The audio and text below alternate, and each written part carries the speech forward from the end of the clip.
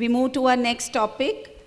Historically speaking, we as pathologists, whether in hospital or in private, we receive a request, we collect specimens, perform the test, and that's it. We just do the reporting and that's it. But now we need to go beyond our traditional role and analyze the data that is there in our lab so that we can have the opportunity in decision making and helping personalize patient care. So to talk on this, it is my honor to invite Dr. Sujay Prasad for sharing his experiences on his talk on data analytics in lab medicine. Who else but him? He has substantial experience in information technology and laboratory medicine. He serves as a director at the Anand Diagnostic Laboratory. He has 10 years of experience in the Indian diagnostic sector. He is a member of Indian Association of Pathology and Microbiology, Indian Academy of Cytology, and the International Academy of Pathology's India division. And we in Gujarat know him quite well. He's been coming here since long. Thank you, sir.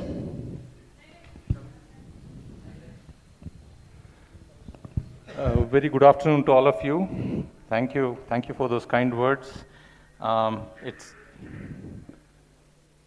It's a pleasure being here. Prashant, you've succeeded in making me feel as if I'm in a TED Talk. Though I'm nowhere close to it, please accept me as I am. When Dr. Prashant last year asked me to talk on a topic, I chose data analytics because we have been going through this journey over the last 2 years. It's nothing new. I think each one of us in this hall is doing data analytics in one form or the other. But I thought, let us put our thoughts together and see what is data analytics, why data analytics in a formal sense, how do we go about using it in our day-to-day work, and what are we expecting from this activity. So this is the broad outline I would be taking you through. Nevertheless, disclosure, my knowledge in data analytics is as good as yours. I'm just spending more time there, so I would want to share some experience. What I'm sharing in data analytics already exists in literature. There's nothing new I'm going to talk to you about, but I'll share some of the journey experiences. My views and opinions are open to scrutiny and change, and that's where I'm looking forward to learn from you. And for me, the focus will be on using data analytics for better patient care, because for me, that's the end. Everything else is a means. All of what I'm going to share with you is work in progress. So there's nothing final here. So it's work in progress that I would be sharing with you. So what is data analytics? It's study of information. Information is raw data. And it's analysis for the purpose of gaining insights. Now, when we gain insights, we gain knowledge on epidemiological and individual level, both in health and disease. That's fundamentally what data analytics is about. But it's a very high-level definition. It can be brought down to more granular levels. So all of us are into data analytics in our daily lives, one way or the other. In fact, all the three speakers, eminent speakers this morning, have done data analytics in their own way, except that the analytics happened in the brain of these eminent people. So it's not that data analytics is not happening. Each one of us are doing it in one form or the other. So if study of information and its analysis is giving an insight, that's the knowledge. But this knowledge comes out of raw data. And this raw data can come from different sources. Now this is very important. All of us, most of us, if not all, have LIS. We have data management softwares. We capture data in a particular format. We use it in a particular way.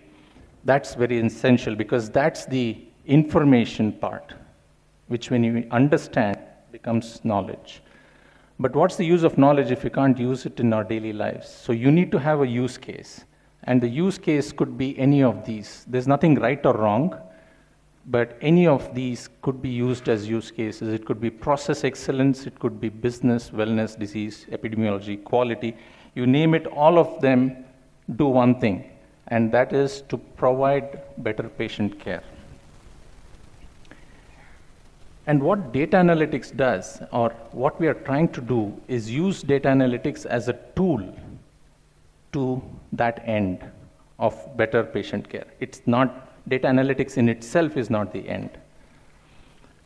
So if we have a series of data, and this could be typically lipid profile or hematology screen, such data are typically reported to our patients in a paper format or an electronic format. But how can we do better than this? Because soon we realize that some data points within that large list of numbers makes sense. And that was exactly what Dr. Aparna was doing this morning, trying to pick up the data that made sense and use it with other data points that make interpretation that much easier. So when you combine the data that make sense, your interpretation is much better. Both Dr. Aparna and Dr. Vinanthi were using manual interpretation in that form.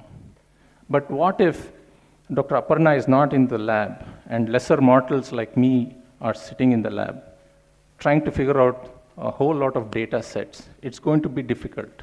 So can we use the understanding of Dr. Aparna Jairam and use the algorithms, or understand if we can change that into a suited algorithm-based interpretation so that there is consistency in our approach. It's still not that we are trying to use data analytics to make a diagnosis. We are trying to see if the tool can help us alert us. For me, data analytics is primarily used for better patient care. It could be for better reporting or even improved error detection. And that's where I would like to share with you, after a few slides, the signal to noise understanding. So laboratory data is huge.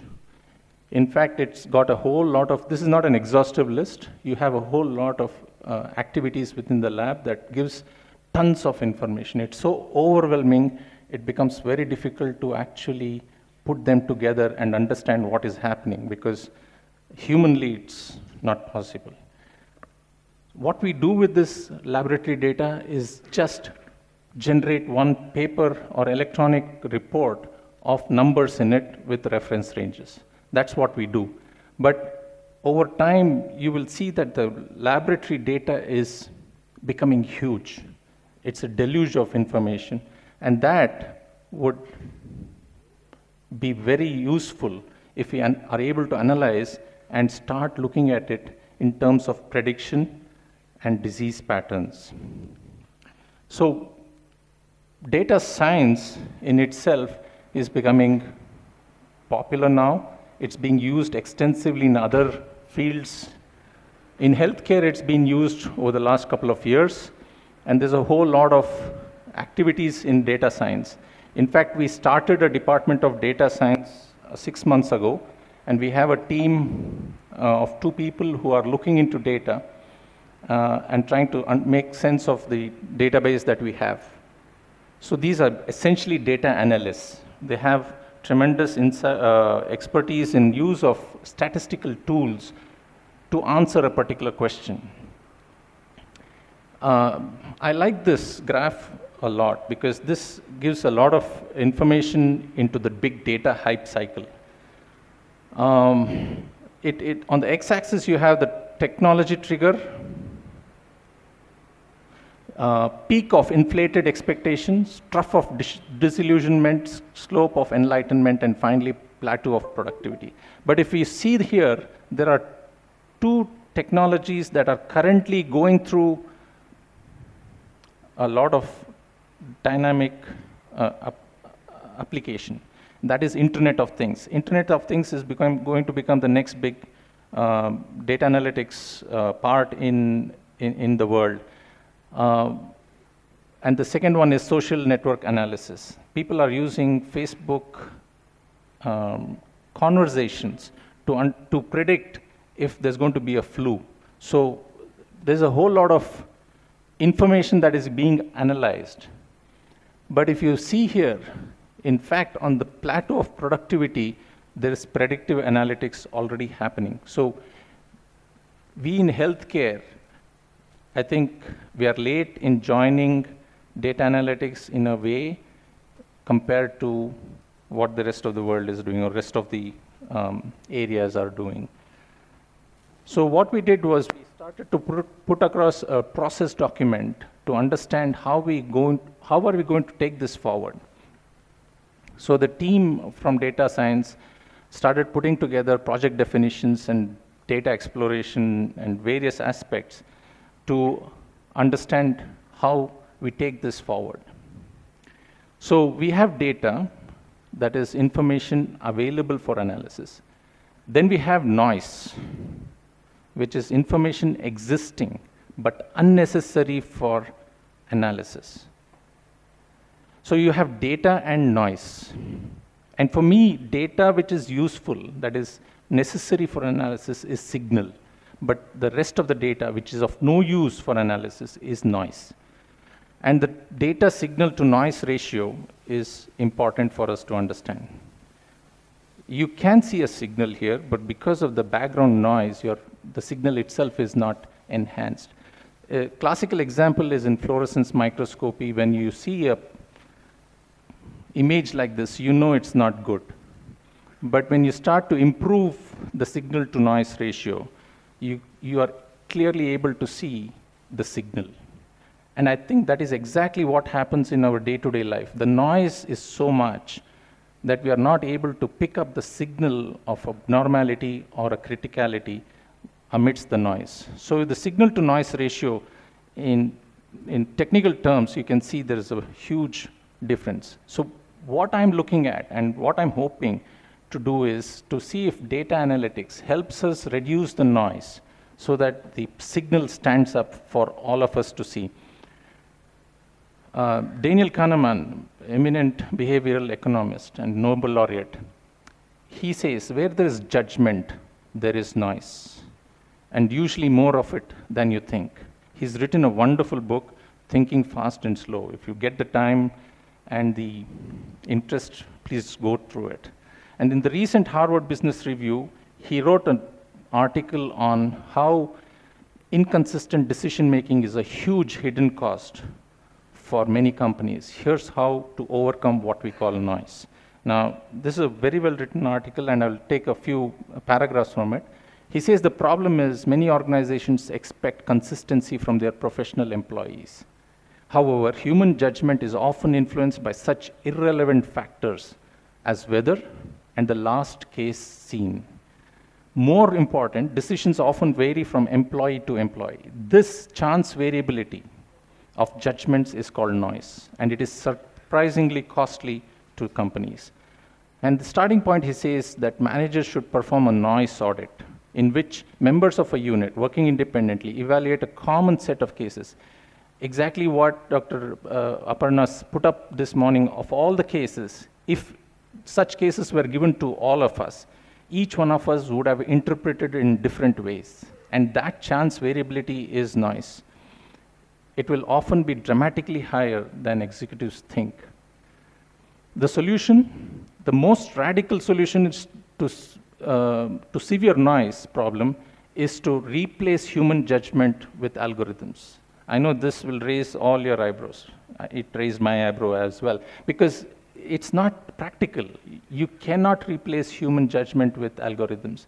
We can only, probably such instances, we should establish procedures to help professionals achieve greater consistency. That is all we can do. Bring in algorithms to the extent that it reduces noise and helps the individual or the human pick up the signal. So inconsistency in decision making is where we are looking at using data analytics to minimize the noise and thereby the variability.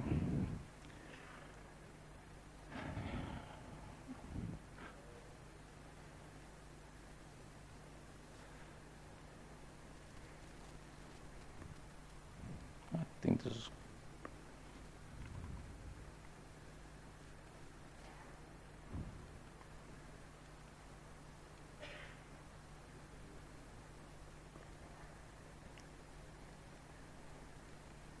I'm sorry, this is got repeated. So when we use the statistics, the team uses a set of tools.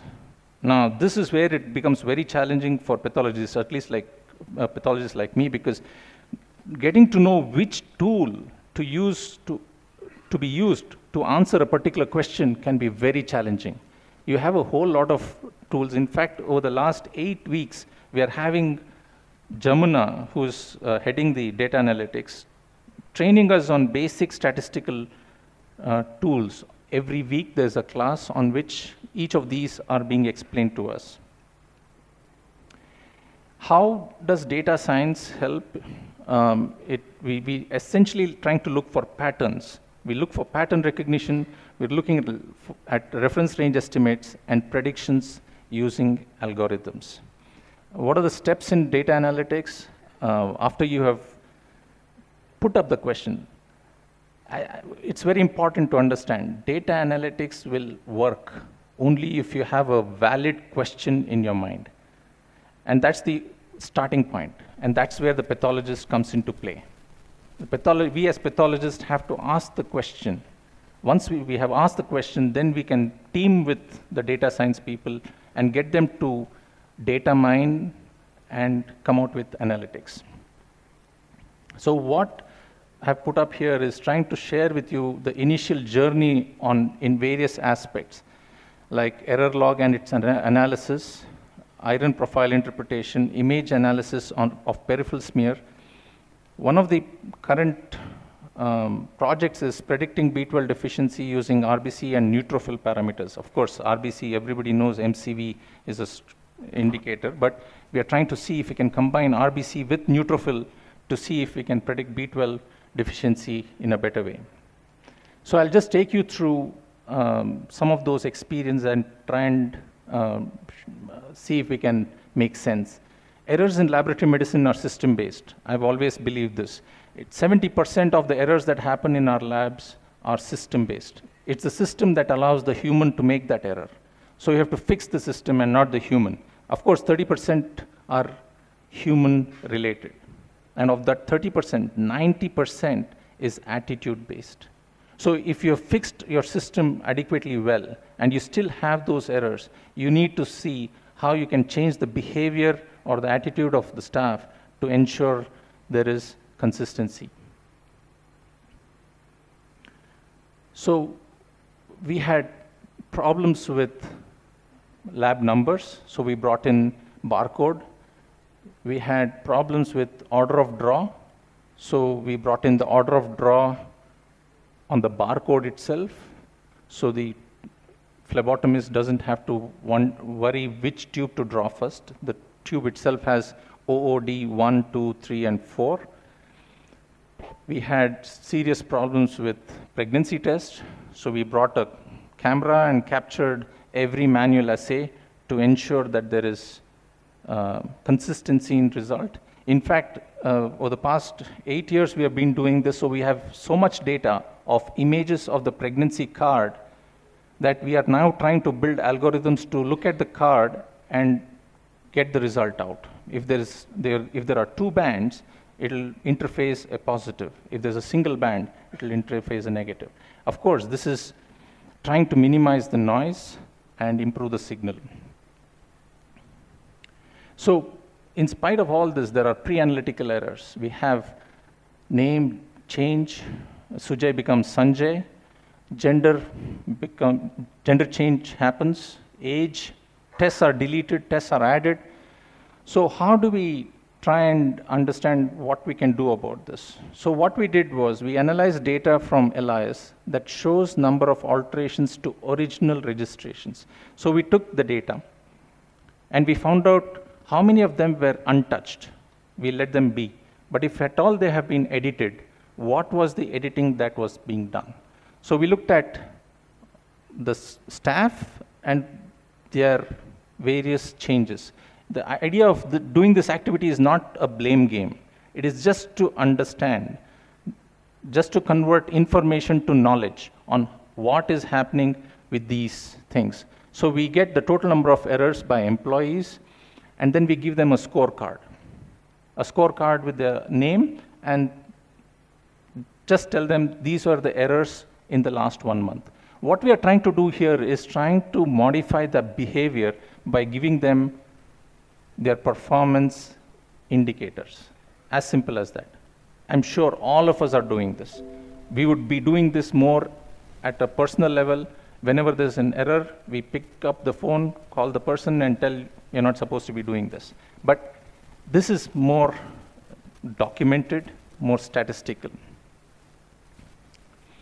So providing periodic and regular feedback to staff helps them to change behavior and minimize noise and thereby errors. And all of this analytics is happening on structured data.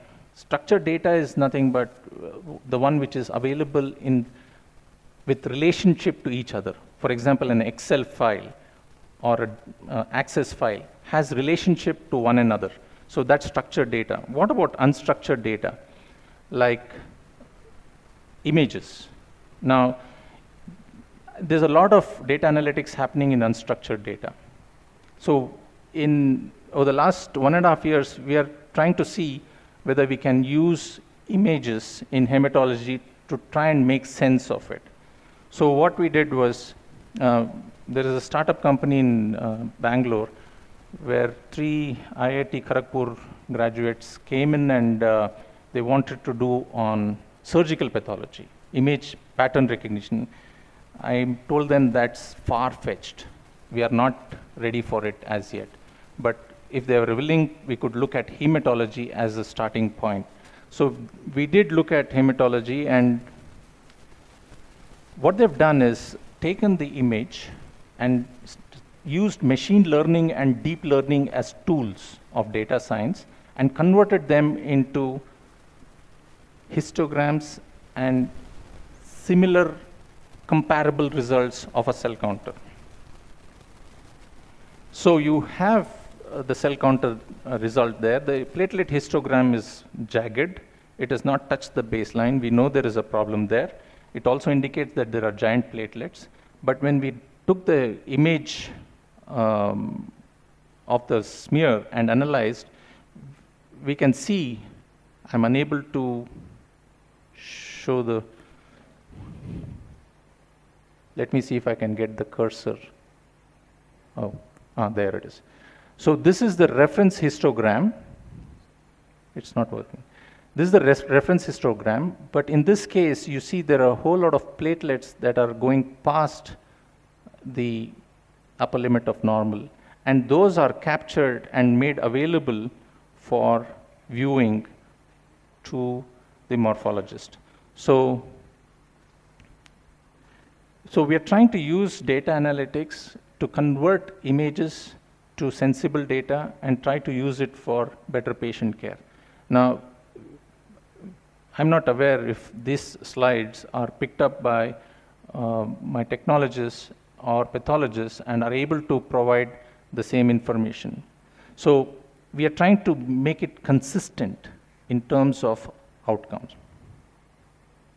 So we presented a paper on performance of a new system for image-based analysis of peripheral blood smear in Hematocon this year. And we just showed different aspects of the same activity and how it compares. And there's a lot of, we are looking at malaria parasite for example. If you are able to pick up malarial parasite during a routine screen of a peripheral smear, I think that's going to add value to patient care. Initial results are promising. In terms of epidemiological studies, we looked at diabetes, and all of us know that diabetes is increasing in number. We wanted to see if we had the data to show that diabetes was increasing. And to our surprise, these numbers don't show any such increase. And that's because it's not representative of population. So when you do the data analytics and you come out with numbers, it doesn't mean you have the answer. You may not have the answer. You may have to go back and rephrase the question to get the answer. One of our journey is to see if we can break the silos that we work in: biochemistry, hematology, microbiology, and so on. So if it's a 70-year-old gentleman who has these tests coming in for himself, and the biochemistry has this numbers reported, some of us may call it iron deficiency, some of us may call it normal. That's where the lack of consistency comes in. But this clearly indicates that there's iron deficiency status. And that's the level 1 of information. Hematology of the same patient indicates this microcytic hypochromic anemia. And this is separately reported out. The urine and stool shows blood, and clearly there is occult blood positive. That's another level at which we are trying to communicate to the patient. But what if it's possible to combine all of it and communicate to the patient that this is iron deficiency anemia due to occult bleed, intestinal, recommend further evaluation to look for the cause of bleed. It's not that we are trying to replace the physician. What we are doing is our job. We are trying to interpret the data that comes out of a lab. And that's our duty. It's not, we're not trying to step on the physician's legs. So if this patient also has ultrasound and X-ray, and ultrasound shows an ileocecal mass, then there's more information added to this result. So the analogy is, whether it's histology or hematology, cells are not seen in isolation. You look at a cell and then don't jump to conclusions. You want to look at what cells are around it. Similarly, in hematology or in when it comes to numbers in biochemistry, results as numbers make more sense when they are analyzed in relation with one another. That's where data analytics comes. And we looked at iron profile in a certain way, and we are trying to see if we can provide an alert to the laboratory physician to see if his interpretation is different from a consistently based algorithm. If I have the time, I will go with data analytics and sigma metric. Okay. So what we did was we looked at sigma metrics. How do we use CV and bias to measure combined uncertainty? Meaning all of us, we use CV in a big way and bias. But trying to understand sigma itself can be challenging. So I thought I'll put this in a graphical form just for the understanding purpose. Typically when you run QC many times, you get a Gaussian curve. Everybody knows that. It's normal. It's symmetric on both sides of the central tendency, and that's the mean value, lab mean. That is what we get. But lab mean not necessarily gets to the true value. True value is like elsewhere. So the difference between the lab mean and the test true value is the bias. And you get the bias from your proficiency testing or external quality control. The dispersion across the graph, across the curve, is your CV. So just with CV and bias, you cannot measure your sigma. You need to have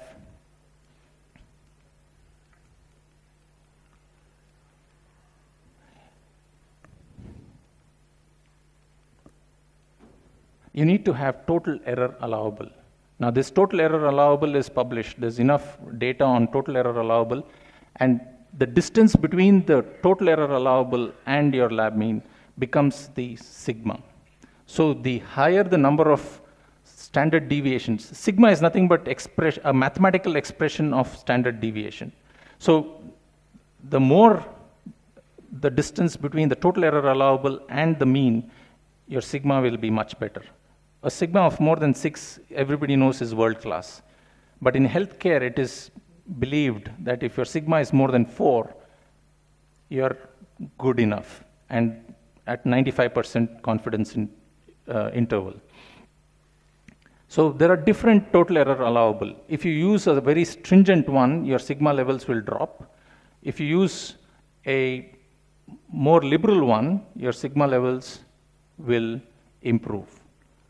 So we need to see how we can use this data of CV and bias to ensure that we make our sigma, understand the sigma. All of this, there is a purpose of doing this. And the purpose is to see how we can improve our performance in the lab. So typically sigma is measured by total error allowable minus bias divided by CV. And if you look at this glucose, CV of 2.2, 1.21, bias of 1.21, CV of 2.2, it's fantastic. There's nothing wrong in it. Do you agree with this? CV of 2.2 for glucose, acceptable? No?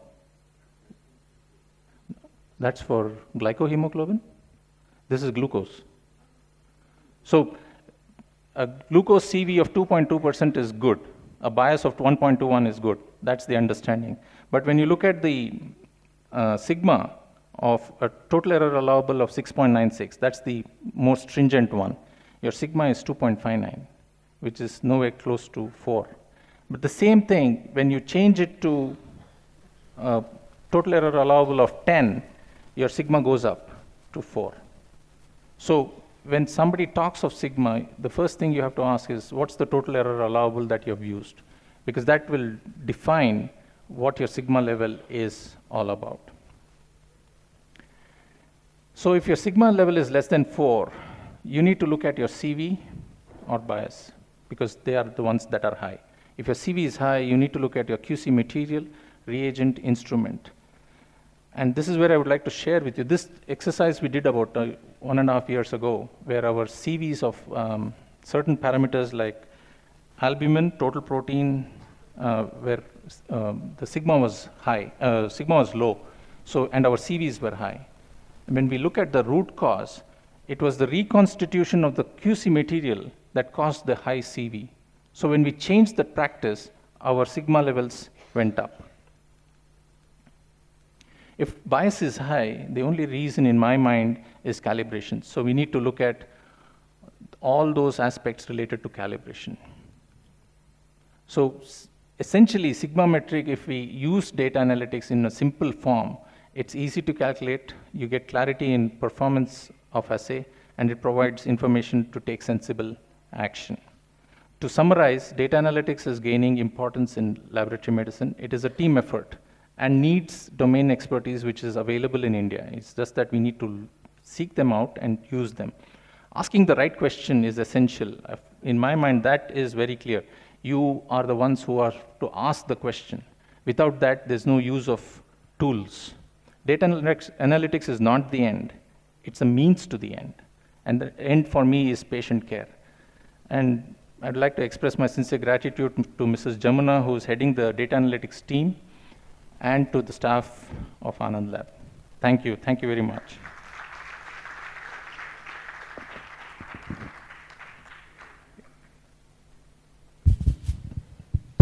We can take 1 or 2 questions if the audience has.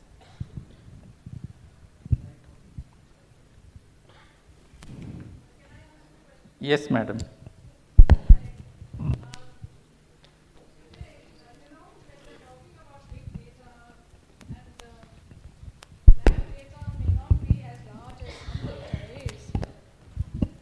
You have to know what is the signal that you're looking for, because your signal that you're looking for may not be somebody else's signal. And as a histopathologist, I know this. We are trying to make sense of data, which observations, and you look at a pattern, and that pattern makes sense to you, but there are other patterns that make sense to other people. So I just want to know, it's very easy to talk of signal to noise ratio. How do you actually know what is this signal that you are looking for in background noise? Because if I can teach you that this is the signal, fine, then you can look for my signal. But is that signal actually appropriate? That's what I'm asking. Thank you, madam. I think that that's a very pertinent question for me to even think on. And my view is that it starts with the question. And I think the signal that we are looking for, clarity will come when we ask the question. And if we start with that, then I think we will be all moving towards the same direction. If our question doesn't have that clarity, then we are looking for signals of different types. So it is clearly evident that we have to pick up the right signal. I agree with you in a way, because this is very relevant to things like classification. Because again, a classification is trying to make sense of a huge Amount of data. of data. And the first question that you have to ask if you're trying to classify anything, and that's essentially what we're doing when we're classifying this patient is ill, this patient is not ill. Okay, Yes. we're trying to put this sort of thing in there. So the first question you have to ask is, for what reason are you classifying?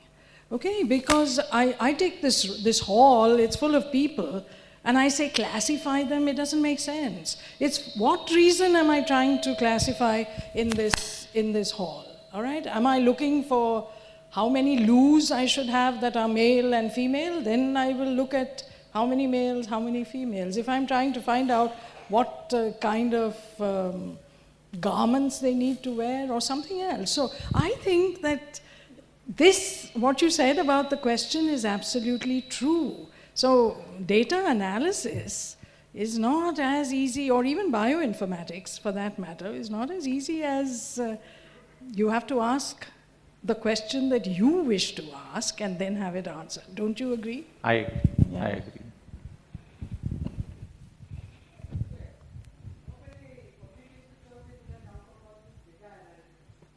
Sir, I don't have information on how many publications, but there's evidence that there's a whole lot of data analytics publications in laboratory science. Or the presentations in your clinical meetings. How does it help? How it has helped you, in fact? I'm not sure I understand the question, because the clinical meetings will come with case-based approach. Yeah, right. Now, what we are trying to do is, if there are 100 such cases, take data from 100 such cases and try to see which are the ones that make sense to the question that is being asked. So you are daily seeing more than 500 patients, I know. Out of these 500 patients, how many you have reported falciparum positive or filariasis positive, this and that? So how it has helped you in person?